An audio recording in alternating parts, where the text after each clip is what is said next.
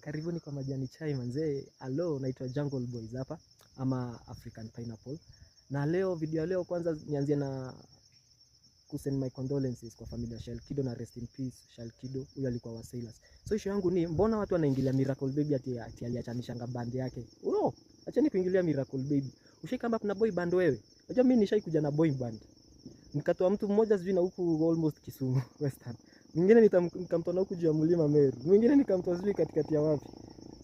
Na all of a sudden wanaanza kuwa saa against wewe, umewaleta pamoja mcreate the music. Hadi wanaanza kuwa against you. Most of the bands wanachananga juu ya hivyo. Yaani the founder anaanza kuatakiwa na wenyewe ameleta pamoja create music. Hadi wanasahau ni nini imewafanya wakuwe pamoja. Unaona? Na sijui ni shetani mgani anatembeanga kwa hizi maboy bands. Na hebu chunguza usikie. Uanzie na Sauti Sol, anzia na Le Band. Enda kwa hebu fanyeni uchunguzi msikie. The founder ndo huachanisha hizo bands juu anakaa mingi ku realize like wait, I created this thing. Alafu all of a sudden nyote sasa mko against hadi mnaanza kuangalia sijui weaknesses zangu, sijui bala ya create the music yenye imefanya ni create the band. So hivyo ndo ili happen kwa Sailors pia. Hao watu ukifuatilia vizuri na hiyo ni ukweli, hiki kitu imekama after Shalkido like ame left.